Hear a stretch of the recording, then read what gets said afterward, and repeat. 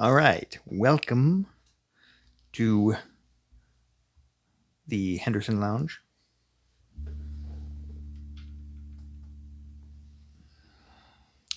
Um, yeah, let's move this just a little bit closer here. Trying to get a decent angle on the guitar here. So, um, yeah. Uh, so the idea here, let me see if I can bring this out a little bit more. Like so.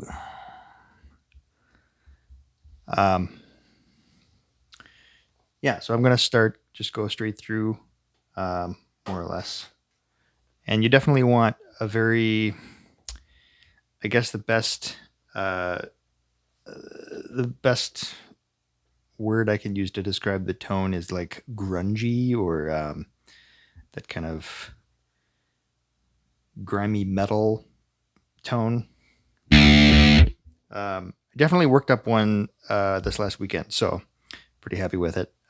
It's not specifically, aimed at this song, "Animal I've Become," but it definitely works. It's in the genre.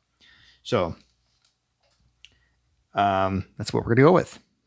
So I'm just gonna go section by section. I'm not gonna actually play the song on the video here because it demonetizes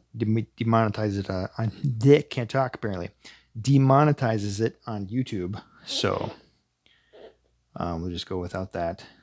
So the first section, which I'm sure you know, is just the two open strings.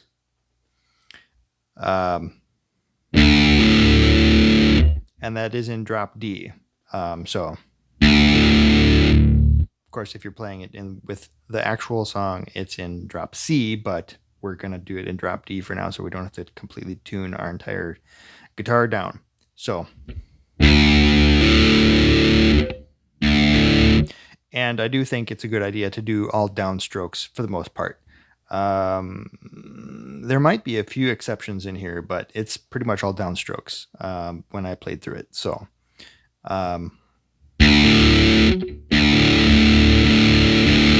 yeah, you just want to start from a spot where, and when you have a tone like this, it's easy for things to get to have too much noise. Everything to get just muddy and extra strings hit, and then you get extra noise and you don't get a clean, like your notes don't come out as cleanly as they should. And so it's important to take your time and practice hitting just the notes that you want and none of the other ones. And if you need to practice muting strings so that they don't ring out, then do that. Figure out what works at a slow enough tempo before you start speeding it up and making it all a train wreck of noisy strings and whatnot. So, yeah. So,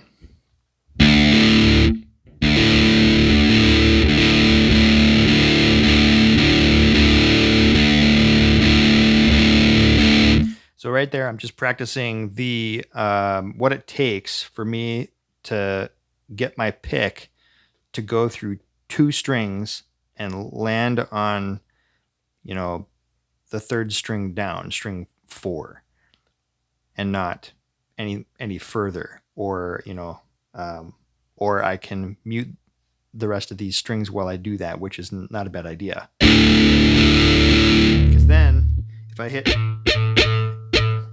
any of the other ones, they're not going to sustain out. They might have an initial attack, but they're not going to create sustained noise during the rest of the song. So,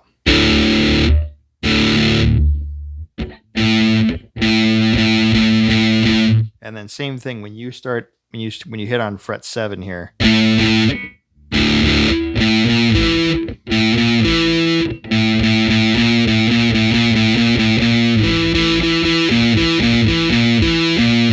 So right there, I'm going right between the two strings to practice that string change.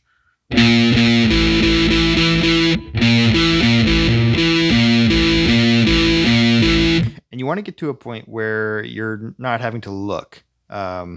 You can do it by feel. I mean, that is ultimately where you want to be as a musician, is to be able to do almost everything. I mean, unless you're doing major jumps, but eventually you even want to get good enough where even the major jumps you can do without looking if you want to. But because yeah, it just makes when your body can do it without having to look at it, that is more, I find that tends to be more reliable. If you get to it, just, I don't know, it feels more solid. I don't know. I definitely get a kick out of it, and I think it's an important part of practicing. So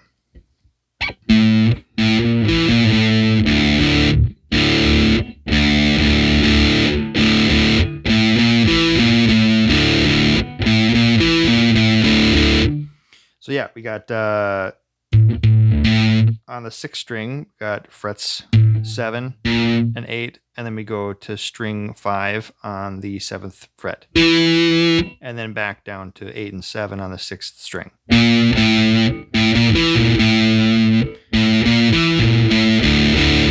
And then you let go and do the open strings 6 and 5. And then muting in between to get that separation, so you're not doing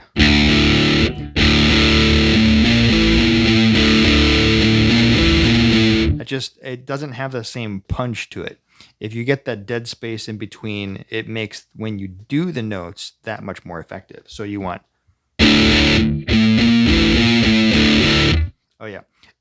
and for some reason today, I don't know, I've been riding my hand up next to the bridge, which gives me less muting power. If I ride my hand up next to the neck pickup here, I'm going to be closer to the middle of the string, where putting my hand to mute is going to be much more effective.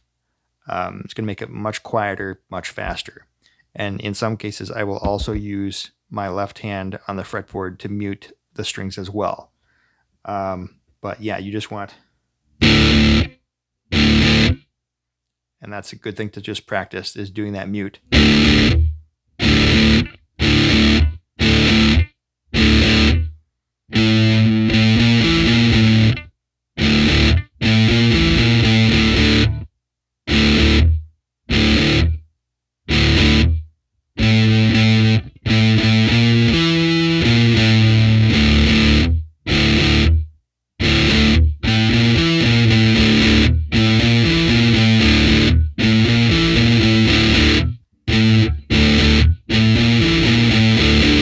I'm still getting some string noise in there, so I'm going to try and clean that up a bit, but it's can be pretty difficult with all the distortion. It makes everything, all the tiniest things, it just amplifies it. So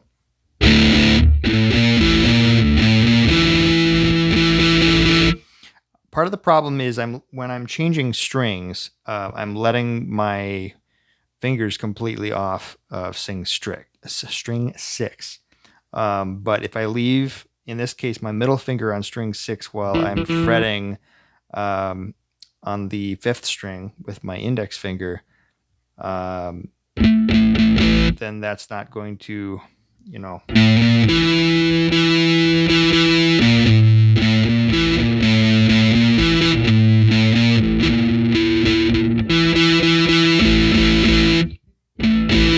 So imagine if I were to accidentally hit, I mean, in most cases I'm not with the downstroke picking that I'm doing. When I go to pick string 5, I am not hitting string 6, but you hear how it's ringing when I pull it off. You got that much gain, it's everything you do is gonna show up in some kind of noise. And so doing a pull off is much more effective with that much drive and gain and like all those effects. So it's going to create a lot more noise. You got to pay more attention to that. And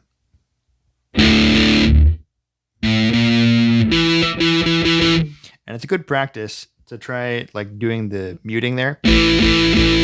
So I'm hitting both. I'm not going to do that during the song, but it's just a protection. It's a practice to make sure that I am muting this string correctly. And shoot, I just lost the point I was going to make. Keeping my string keeping my finger close to the string is going to help with speed later down the line. Because if you're picking your finger way off the string, it's got so far to travel back to come back to wherever you need it to be. So if you're not moving super far, then it's just going to be a lot faster.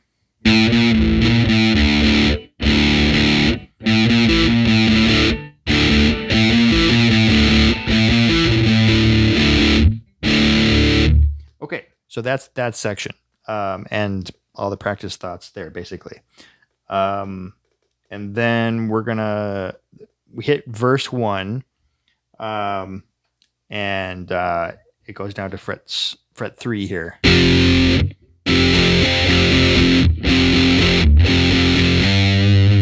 And you want to try and make sure that when you go to that note on the 5th fret, 6th string here, it's only that note. It'd be easy to do a power chord there.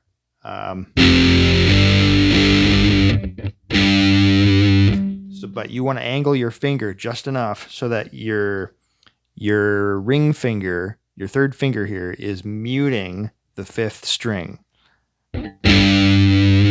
That's the easiest way to do that, because you're almost going to hit it every single time, almost guaranteed. So you're going to have to mute it rather than just relying on the fact that you're only going to pick the 6th string and not do anything with the 5th entirely.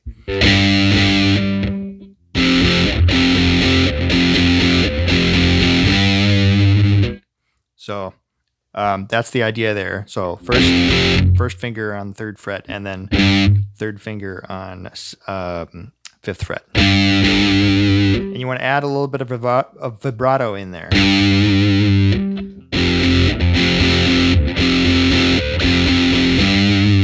And then you go back down to open. And that is a good opportunity for you to go back up to the 7th fret for that riff there.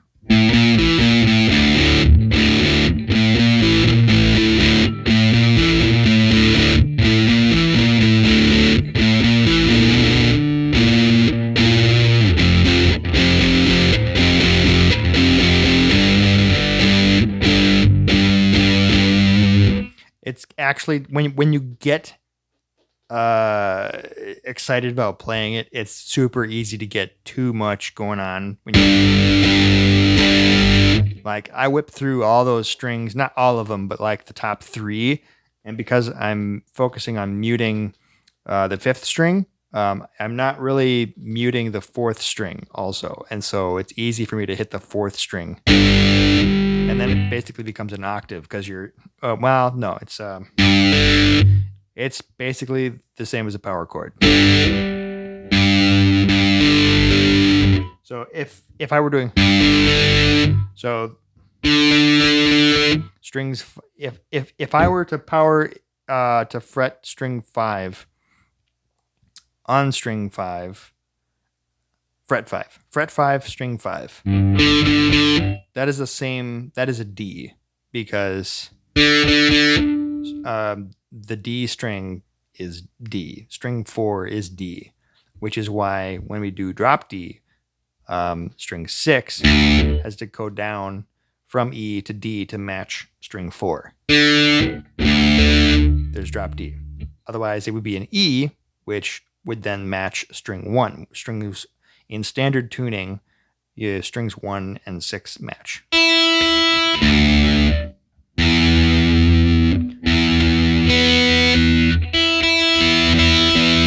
So that would be standard tuning. but I'm fretting the second fret here.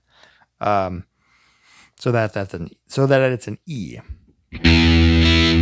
But we're in D, which matches string 4, which is the D string. So yeah.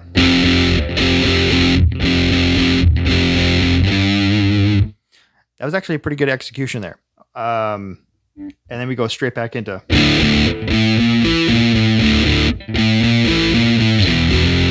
So here's a tricky part that's good to practice, is when you're doing that main riff that you're going to do that full riff. You're going to come back down to oh wait, no, you're right. My bad. So you don't play fret 7, the 7th fret.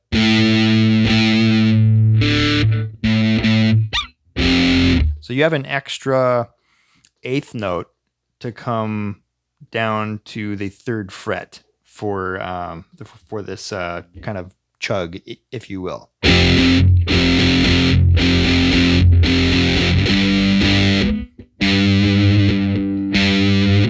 And another thing that'll make it easier for you to only hit that note is when you down pick, when you're playing on the 5th fret there for that single note. If you come straight out as opposed to down, that's going to help you. So you basically kind of come away from the strings a little bit. I mean, I'm exaggerating to make a point. So I wouldn't do it like, obviously, but that's kind of the idea. Because then you're not going to be strumming down. You won't have to worry about hitting other strings. So just go.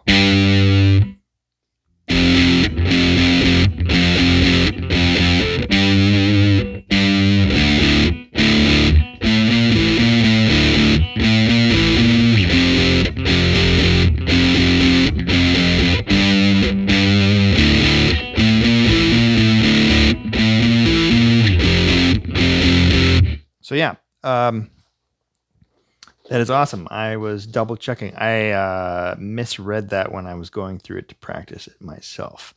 Although it would be kind of extra, I guess you could say, if you were to do.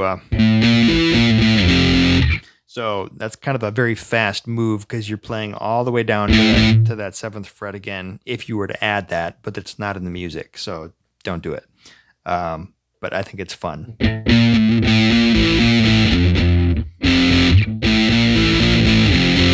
It's a very fast move. It's kind of fun to do, but I mean, we're going for accuracy, so don't do it. And it's easier, so that's a plus. All right, here we go.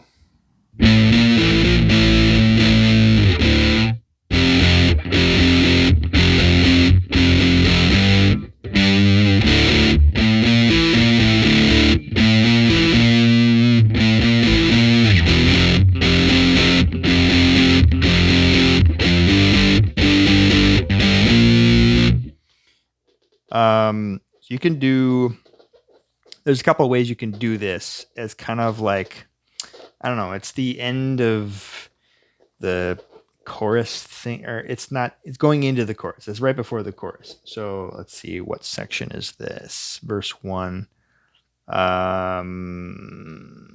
So at the end of verse 1, right before you go into the chorus, you got your main riff, which is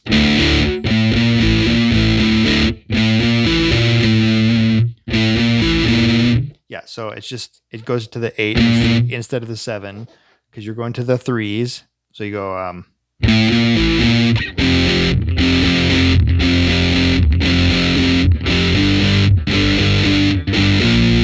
and I end up just sliding all the way up to the 8th frets here.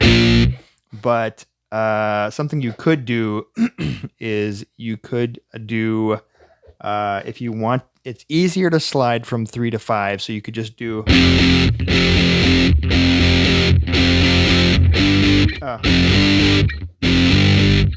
Or you could switch in between if you want to be super easy about it.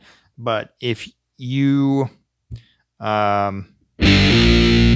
because going from 5 to 8, if you set your first finger on 5 so that your pinky can go straight to 8, I mean that's within a 4 fret distance here, and that makes it guaranteed that you're going to land there rather than sliding and hoping you're going to land on 8. But sometimes you can't avoid it. So I mean, either way, depends on what you want to do.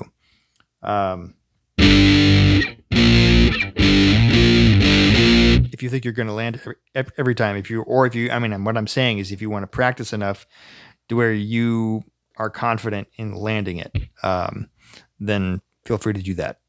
There's no hard written rules on what's right or wrong in doing guitar, but there are generally things that work better. But some people like to do it different ways, depending on what you want to do. So, personally, I think I would slide, but like I said, not a bad idea to practice doing so if I were to do this method I'm describing where I go from finger 1 to 4 to get to that 8th fret down here, I should say up here, technically, depending on your, what I would do when I'm going from 3 to 5 here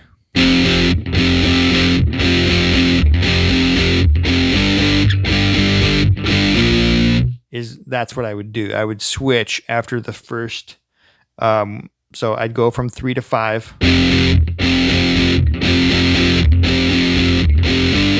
And then right after I go to 5, I do those first 2 chugs with the 3rd finger on the 5th fret. Then I would shift and go and move my first finger to the 5th fret and do the next sets of 5s there. And then there's a 5-8. So you got 5-5, 5-5-5, 5-8. You got so if I go, let's see here. Yeah, so you got 3-3, 3-3-3, 3-3-3, 5-5, 5-5-5, 5-8. So yeah, you get 2 measures of 3s, and then you got a whole measure of 5s, and then 1-8 at the beginning of the last measure before the chorus. So yeah, if you want to see that again, here we go. So just kind of watch. I'll slow it down so you can watch how I do that shift.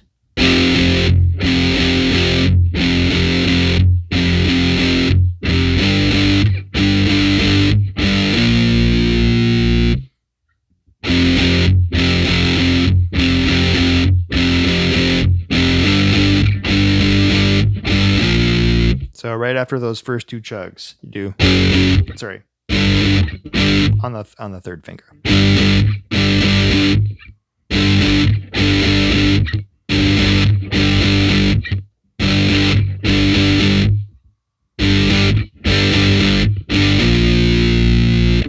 If that gives you a good idea.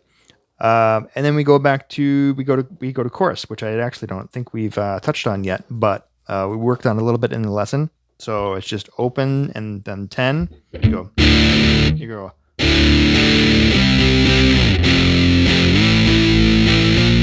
Okay, so let's break this down a little bit. So, if you're able to pull up the pro chart here, I'm working with the tabs that I was showing you at the lesson, and there's the pro version of tabs of tablature on Ultimate Guitar app is what I'm following, and it's the rhythm guitar. When you pull up, when you hit the button at the bottom that says guitar or instrument, whatever instrument it's showing you, you can see the second one. I've got that volume pulled all the way up, and that's selected. So I can practice it, and it'll give you a sort of sound like it, but it's going to be in the wrong key. So I've turned the sound down. But the frets are accurate. So I'm following the frets or the tablature, the numbers.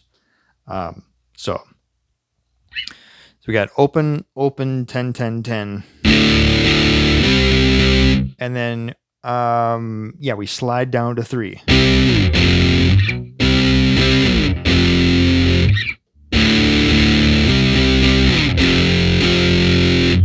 And then we do another slide from 3 to 7.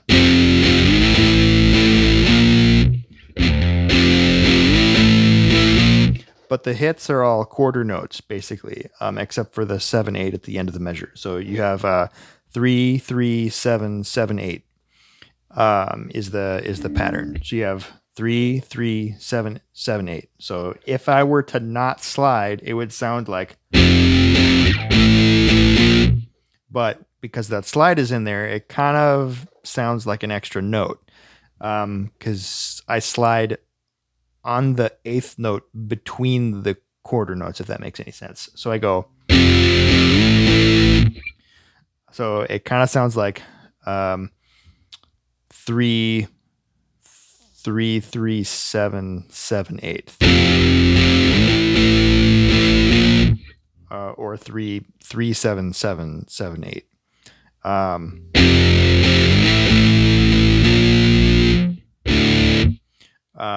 But that's just a slide. And so, yeah. Sorry, my playing's not very clean there.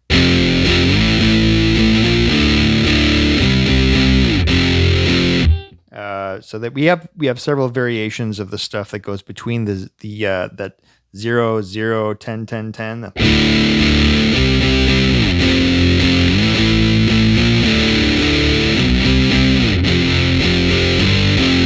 Sorry. So we got 2 variations right off the bat. There's kind of a different thing that happens with when you hit the measures. Let's start with 3.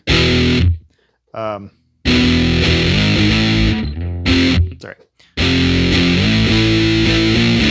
And then we have. And then the next one is just. So there's no slide in there. And then the next one, there's like 4 different versions basically in between. I mean, every time you have 0, 0, 10, 10, 10, it's exactly the same. Every time it goes.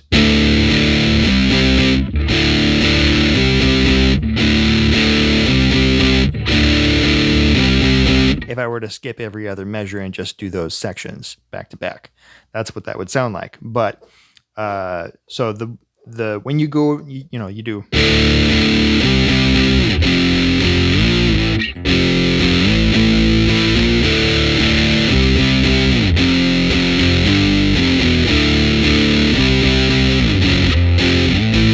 So that this third section here, there's no slide. And so what I actually do, I actually mute my strings a little bit in between so that there's no noise of me changing to the, because I have to slide basically. I'm not going to stretch my fingers all the way. I mean, I could, but that's an uncomfortable stretch. So, I don't think there's any shame in just muting your strings as you make that change so that you're not doing an unnecessary or unintentional slide or extra noise in there. So you just do so that you're not doing.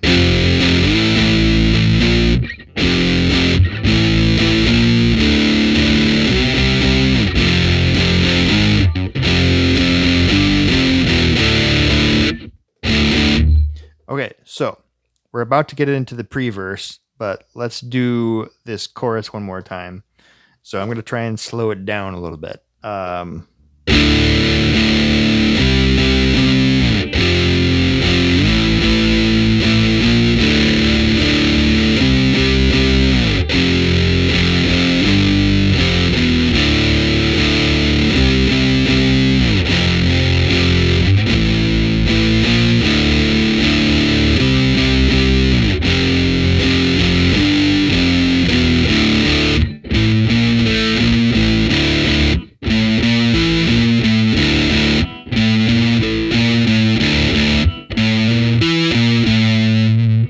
So yeah, there's the pre-verse with that normal riff. Although I had to scroll up. So here, the pre-verse does the main riff a couple times. It does the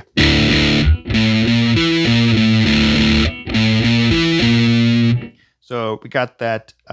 It stops at the 8 rather than going down to the 7 before it changes to the.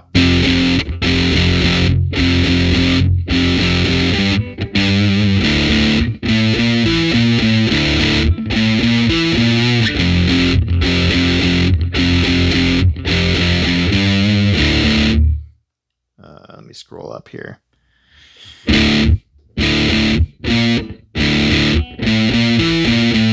Oh, and then there's sort of an anomaly here.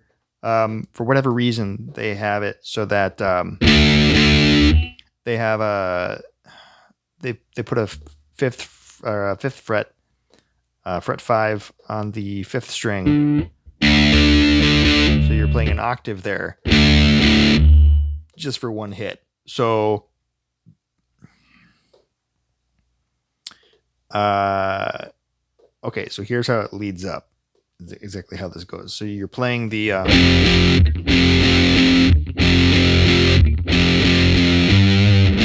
so you got 2 opens, and then you got 7, 8, 7, 8, 7. That's what that is. 7, 8, 7, 8, 7. Yeah. And then you come down here and put your that's what I would do. Index finger on 5, 5, string 5, fret 5, which is going to be an octave from the D. It's going to be D. And you're just going to do one hit of that. So you do 2 strums. It usually would be just 2 opens, but it's going to be 1 octave, and then you're going to let go and do a normal open. So it's going to be. Hear the difference? So there's 2 strokes of. If I were to do both strokes octave with the 5, 5 here, as opposed to, but it's mixed. So you do 1 on 5, 5 and 1 hit that's open. So you do. So you go. So you then you switch back to. Unless you want to do, which is good practice because you're gonna have to do it later in the song, is doing that riff thing with your 3rd and 4th fingers. Difficult, I know, uncomfortable, but gives good practice. So.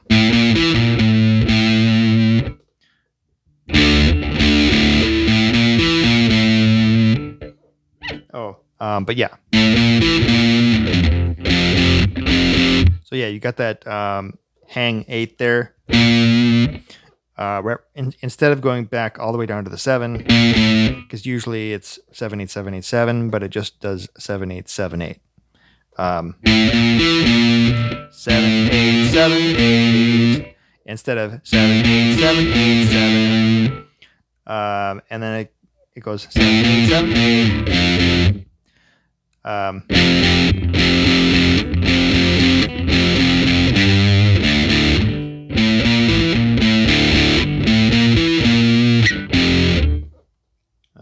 Yep, here we go.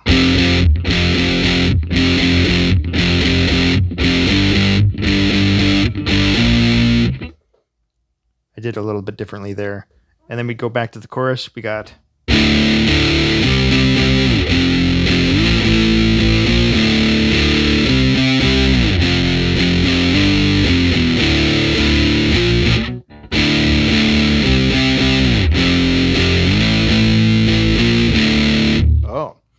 That's different. So I noticed something different between the first chorus and the second chorus. So on this chorus, you do that slide from 3 to 7. Instead of like I was talking about, muting your strings between going from 3 to 7 on that first chorus.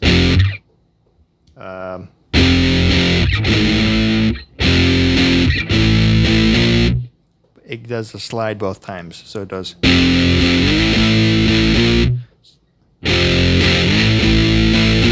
Both times in the second chorus is what I'm saying. So here's how it goes. It goes there's the first slide, and then it does the and then it starts over again on that pattern. It goes, here comes the second slide.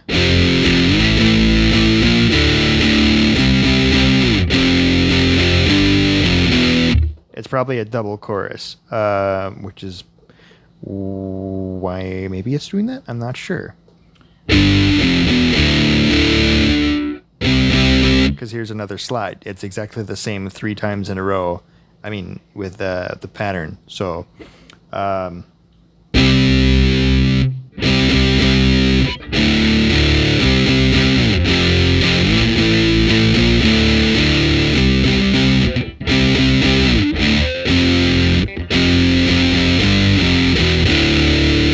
there's the end. I have what I assume is the double chorus because it's longer than the first chorus. So whatever that is, and then we hit the bridge here, which you're on fret 8. So you do, and then you go down to 5. So you could do it on with your 4th finger, so that you're ready to go down to your 1st finger.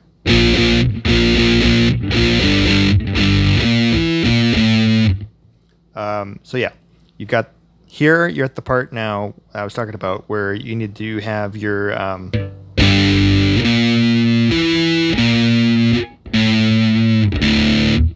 this is kind of it's going to take a little bit of practice, but so you got your 8s, your first measure in the bridge of 8s,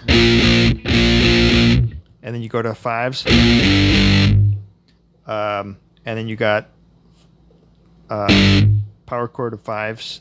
It goes straight into it. It's like so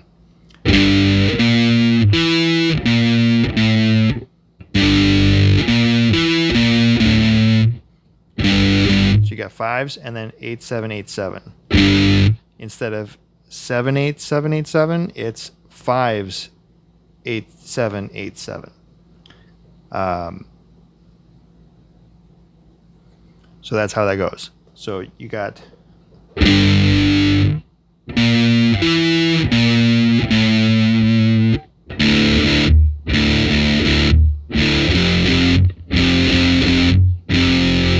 so it goes from 3s to 8s. So you got 0s, 3s, and 8s. You got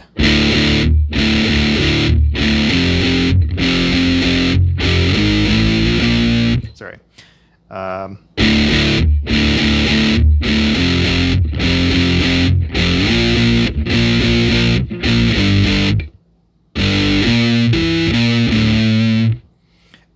So yeah, you got 0s, 3s, 8s, and then a set of 5s. You got and then you got the 5s and the 8 7 8 7. You go 5s, 8, 7, 8, 7. Let me scroll up here, and then we do it again. We got the 0s, 3s, 8s, and then you got some of these like the triplet things, quarter triplets. I don't know what they're called because they're not quarter note triplets.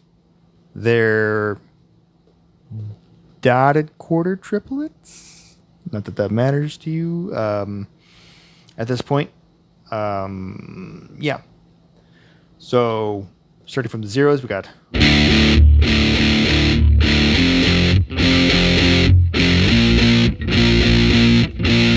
and then we got 5 7. You go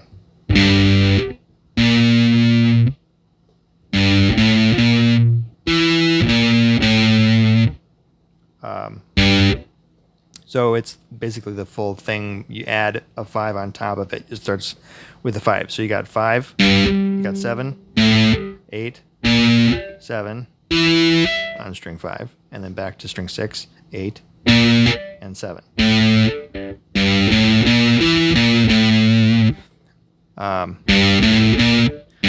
So here, I think I would naturally want to do some kind of alternate picking. I guess I don't do, for whatever reason, I do a down and then 2 ups, and then a down on the 5th string, and then 2 ups, I think, on the 6th string.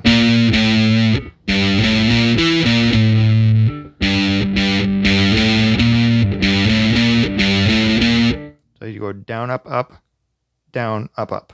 And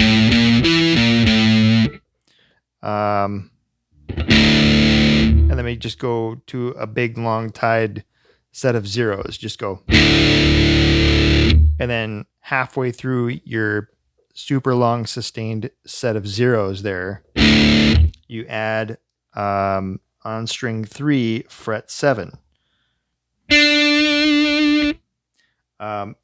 And depending on what kind of sound you want, you could add some subtle vibrato if you want some tension in there, but you just want to play with that, how that all those notes mix together. So you got the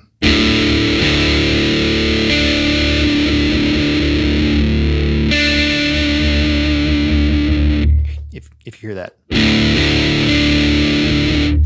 So obviously don't hit the 7 right away. You want to, I don't know, I'll figure out exactly where they do it in the song. It might not really matter with all the layers and stuff going on in there. You just kind of do whatever feels right. But they have 4 measures of zeros before you add a 7, and then you got 4 measures with the 7 on top of the zeros. And then, so you got 8 measures of total like tied notes. And then you got 1 measure, I guess, right at the beginning of the chorus where you just do 1 chug hit of zeros. You just go and you silence it right away, basically. Just 1 quarter note of zeros. So you could let it hang for the full quarter note value. Because you got 1, 2, 3, 4, 1, 2, 3, 4. So you would mute it right as the second quarter note starts. You could do that depending on how you feel it fits with the song or whatever. And then you got 3 measures, like a bar of 3 measures, or whatever that's called. I don't know what that's called, but it looks like a bar. So I say bar, where you're not playing. It just says 3 measures. You're not, just wait, 3 measures. And then you come back in with your full chorus riff. You got your zeros and 10s. And then we got no slide here. So from 3 to 7, you got no slide. 10.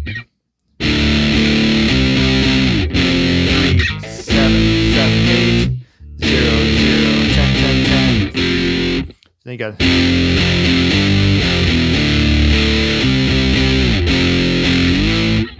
Oh, no slide here again.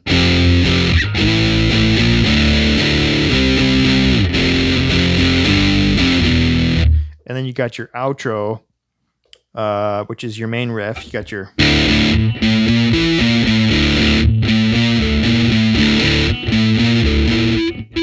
Oh my gosh. And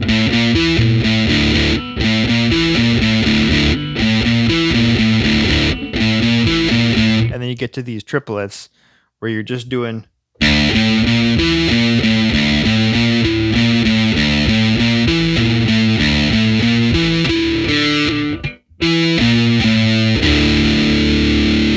And then when I hit, that's your last note hit is just a big string of sustained zeros. And then I have a, so my sound here is pretty what we call dry because there's no reverb.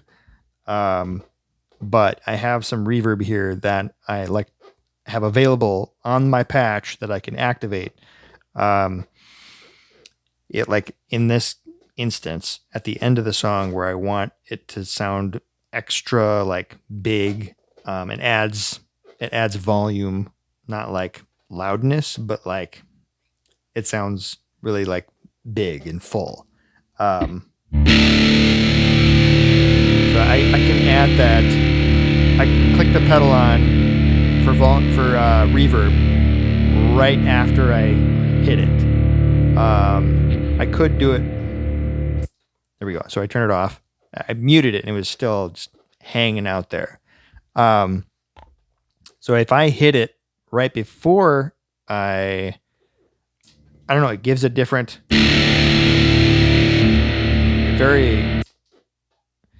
it doesn't have, it changes the quality of the attack. Like when you strike the notes, it changes that quality, and you want that last strike to be the same as everything else in the song. You just want that sustain to be full. So I hit it first, and then I hit the reverb pedal right away.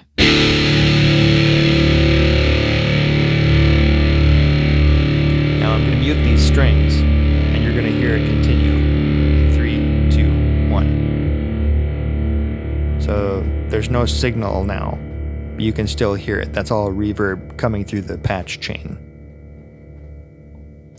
So then I just clicked it off and it completely cut it off.